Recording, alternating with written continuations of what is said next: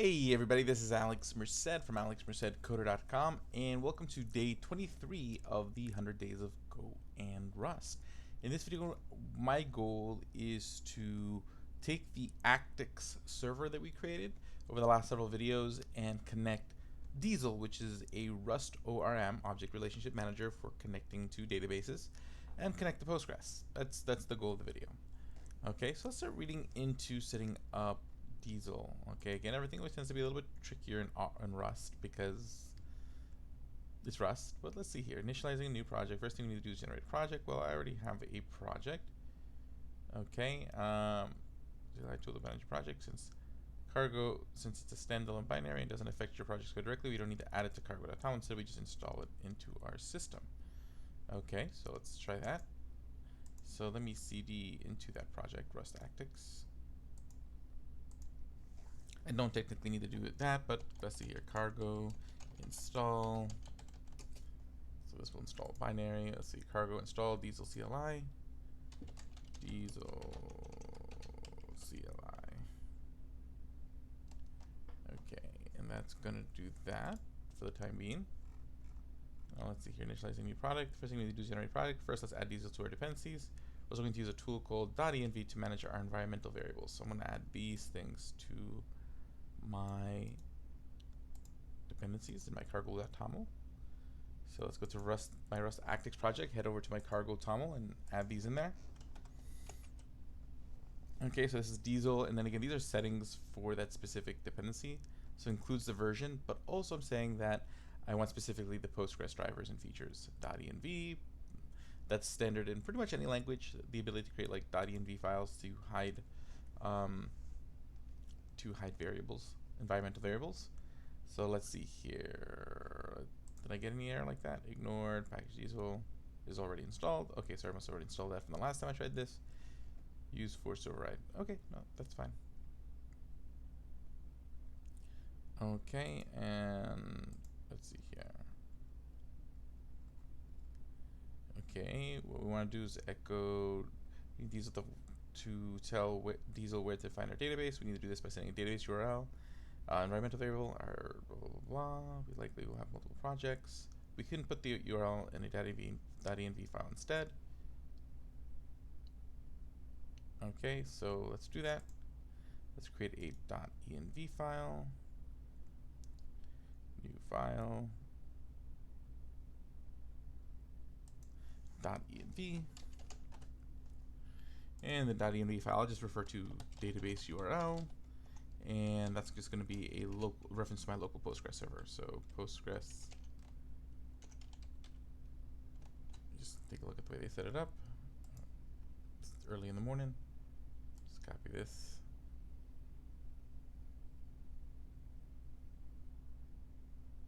Okay, so I don't need to do that. I can do that myself.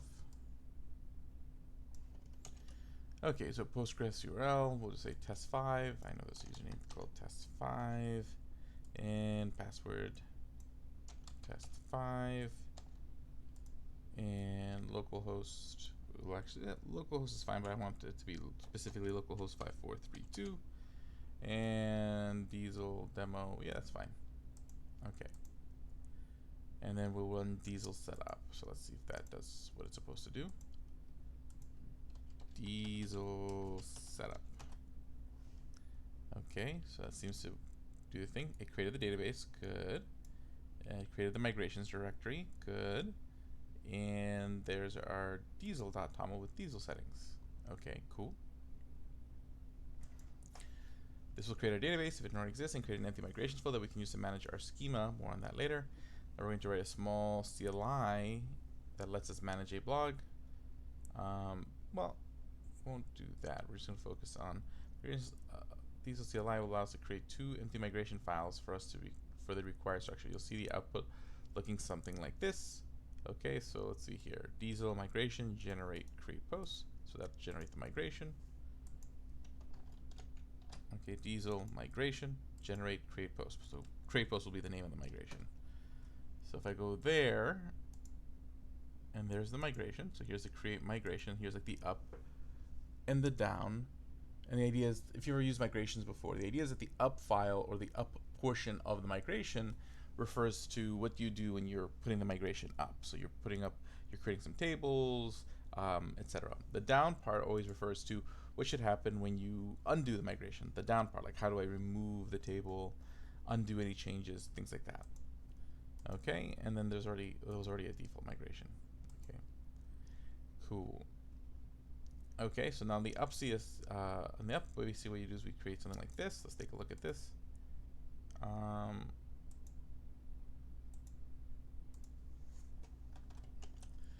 So this looks like just straight up SQL, create table post. So it looks like we're just putting in SQL statements right in here.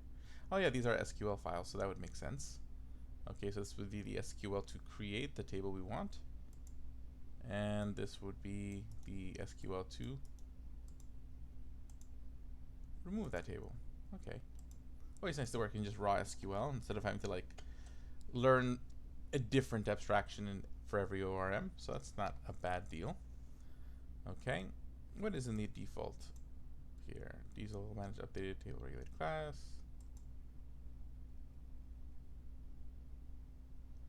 Base function. Okay, this is what creates the table. Got it. Okay. So let's see here. Now we want to run the migration, so we say diesel migration run. So that should run these migrations and make these changes to the database. Running a migration, executing script. Table post does not exist. Okay, I mean, it should be adding it. That's pretty much the way I understood it. Drop table post. Oh, I put it in the wrong place. My bad. Okay, I just screwed up that copy and paste, so let's go back up here and copy that again. You can tell I just woke up fairly recently. So let's see here. But my class schedule's been a little hectic lately, so I haven't as much time to do videos, so I take the time I can. Okay, so let's see here.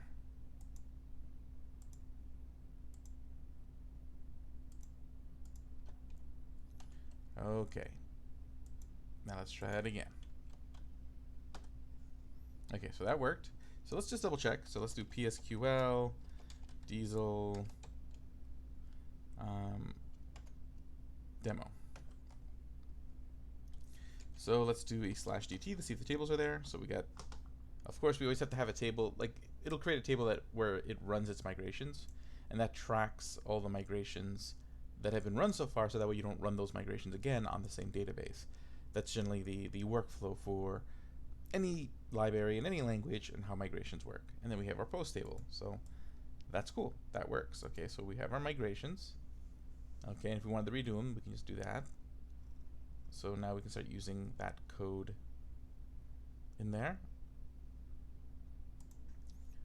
Cool.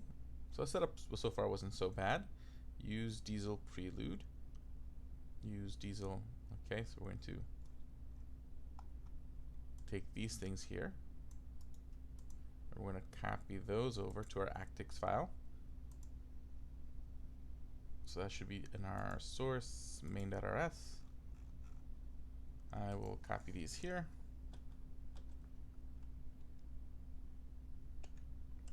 Okay, I'm not 100% sure what the prelude is. I'm sure we'll figure that out in a moment. PG usually stands for Postgres, so PG connection would tell me this is the function we'll use to connect to Postgres. .env is going to be what brings in sort of the ability to use these .env variables. And standard env, that seems to be just there to support this library, because this is out of the standard library to access environmental variables. So I'm imagining that .env will take anything in our .env file, add them to the environment, and then we can access the environment with this. Okay. So let's see here. Function establish connection, and this is going to return a PG connection. So let's just copy this function first. So let's pretend we add that to the beginning of this file. So essentially what this is doing is creating a function that'll give us back our connection. Okay, so .env.ok. That's going to go grab those variables from the .env file over here. Then this is going to grab the database URL from our environmental variables. So see like nvar, that's grabbing a variable from the database, from the environment, and expect, that means, okay, if that's not there, here's the message to send with the error. PG connection established, so again, that makes sense that that's establishing the connection. We're passing in a pointer to the database URL that we have over here, and we expect that, hey, if there's any error connecting, meaning if it doesn't do what it needs to do, then that's the deal. Okay, so that establishes the connection.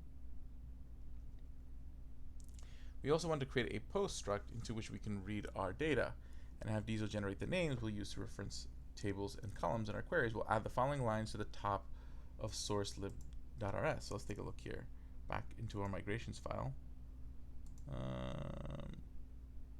But did we create a model at some point? Pubmod schema, pubmod models, but I don't see those folders. So that means I think we need to create them. Let me just read ahead first, make sure that I'm thinking about that right. Okay, so we're gonna create, we're just gonna do a models rs and a schema.rs. Okay, cool. So let's copy those two declarations here. Pub model schema, pubs. Oop, there's an alarm. Okay. Take a look at that real quick.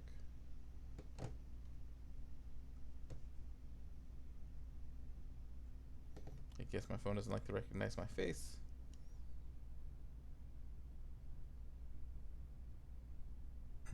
Okay. I'll take care of that later. Okay, so let database URL and var. Good. So the next thing I want to do is I want to copy this over here. And that's going to declare a module called schema and a module called models. So I need to create a file for those. So here in my source, we will have models.rs and new file schema.rs. Does it? Oh, it's one I just made. Okay, so that exists. Okay, yeah, so there's the table. Like the table made was created. That's great. And now we need to make the schema. Okay. Models. Okay, so let's take a look at this code here. Okay, so this is creating the struct. So generally, like in any language, the model is an object that has several methods built in. So I'm assuming that this derive attribute is going to be what derives and creates all the boilerplate code to add all the standard sort of query methods to the post struct. Then this struct matches the schema, and that's how it kind of figures out like how it matches up to the table. So that's all well and good. Okay.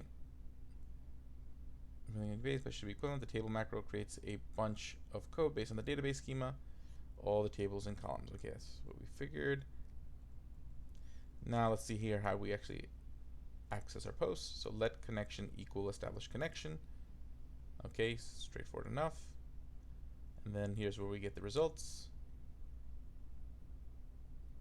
Okay, limit 5, load, post, print line.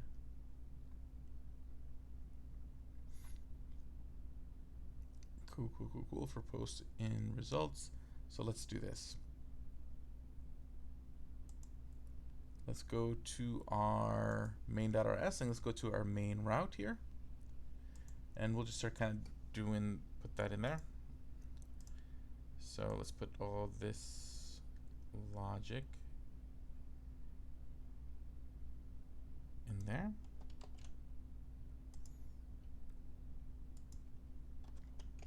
And let's just walk through it line by line. So this is bringing us posts, DSL. So that's bringing in the schema. And here we're getting the connection. So that's going to be saved in this variable called the connection. This is saying, okay, we take the posts model. We're going to put a filter on it. Okay, publish.equals true. So I'm assuming it just means grab anything that has been published to the database for a limit of 5. Okay, load post at connection. So this is the type. So we're saying, hey, grab things from the post the post table because it's connected to the post struct, and use this connection. So we're passing this connection as a connection to use for this query, and if that doesn't go right, we'll get error loading posts. Now this is going to display the posts. This will show us the length of the posts, and this will loop through the post. There shouldn't be any, but it should still work. So theoretically, I should get like a print. I'm still gonna get hello world in the browser, but here in my terminal, I should get. So let's just do like cargo run, and it's gonna download some crates and do some things, and then complain if I have any errors. Which, even though I did some copying and pasting, I probably did have some errors. Because there's always some sort of little twist to pick up. Okay.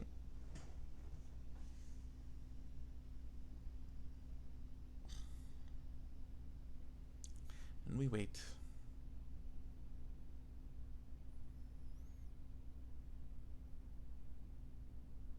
Okay. It's downloading all the things that needs to be downloaded. Almost done. Oh, and then we got some errors. So let's see here.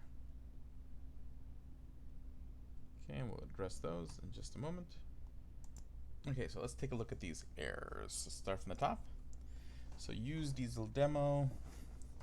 Use of undeclared module diesel demo. Oh, that's right, because we never did that. So let's find where that is. Right here. So technically this should be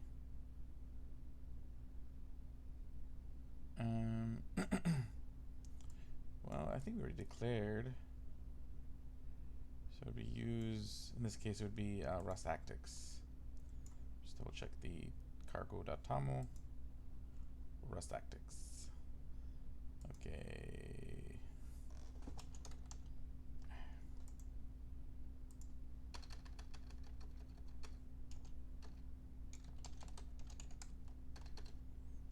Okay, so let's see, there's that error.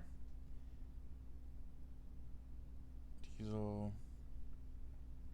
So I'm saying import diesel table. Did I not import diesel table?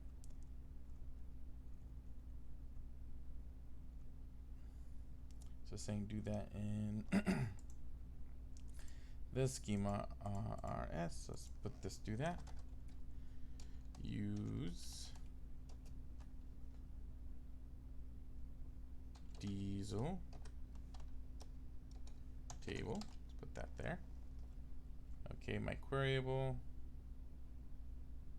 I'm assuming we're going to want to import that from diesel as well. Does it give us some details on doing that? So let's see here. See, it doesn't tell us what to import in those specific files, if it's necessary. But maybe if just by fixing that other import that cannot find value post in the scope. Let's just run it again, see if those first couple fixes did anything. Okay. So before we had 6 errors, and now we have 7 errors, so that made it worse. Oh, I should add a semicolon there. So let's do that. Okay, Rust Actix, use of undeclared crate or module, Rust Actix. Okay, let's just see here.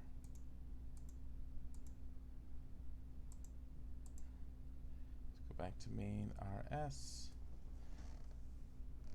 Back to here, use Rust Actix schema. Well, I should just say use schema,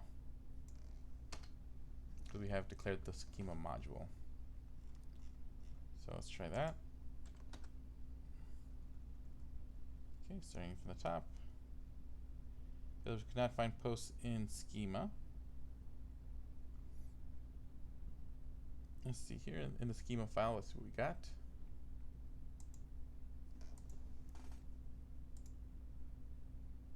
Yeah, there's posts.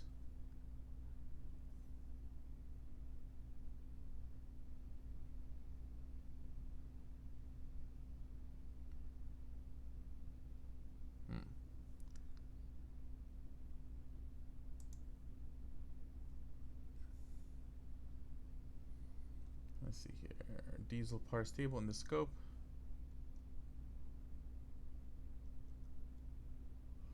This error originates in the macro table. Cannot find derived macro queryable in the scope, so we do need to kind of make sure we import that Let's see here. I'm gonna assume it's gonna be like use diesel queryable. Let's hope that's it. Use post.filter. You post in the scope. Let's try that out in case that makes a difference. Nope, I think we're still in the same spot. Use diesel expected. Oh, X semicolon. Let's run that again. And we have 5 errors. So that seems like that might have taken care of that. Failed to resolve post and post schema. Still not finding this. Post.filter. Not found in the scope. If we can fix the error with table, that should fix the error with post not being in the scope. Cannot find value published in the scope. Cannot find type post in the scope. Okay. So I'll go back here and I'll do use models post. That there, but still running into some issues here. Okay, let's view this on GitHub. See, that says it's just that. Models, drive queryable. So what am I missing here? Lib, extern crate, diesel, .env. Do I have that in there? Maybe that's what I need.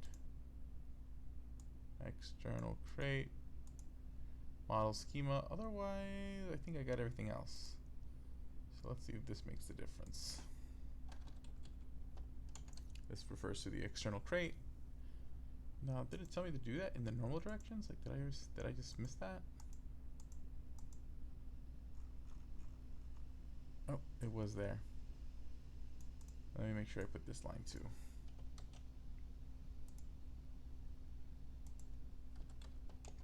Macro use. So let's try that out again. And that's building. Because this is like basically saying, hey, bring in these crates. And it's running. That's a good sign. Okay, so let's try to go to what port are we running the server on? We're running it on, should be at the bottom, port 4000. So let me go to localhost 4000. Hello world, and now I should see a print displaying 0 posts. Okay, good. There you go. It works. Okay, so then theoretically we would just then start using that connection in different routes and accessing the database. Okay, not as bad. For some reason, not as bad as the last time I tried to use Diesel. When I tried to use Diesel and Rocket, for some reason, I just had like a headache trying to get it to work. But yeah, this worked. This worked. Okay, and that wasn't too hard to set up at all. Just making sure you import the right things. Okay, but yeah, so that's how you would connect. So this is actually connecting to my Postgres database. We migrated the Postgres database, and then now it would just be a matter of figuring out how to do the different queries using the model and just applying them to the different routes. So that's kind of how you would at least connect Diesel in Rust. So my name is Alex Merced from alexmercedcode.com. Have a great day and enjoy.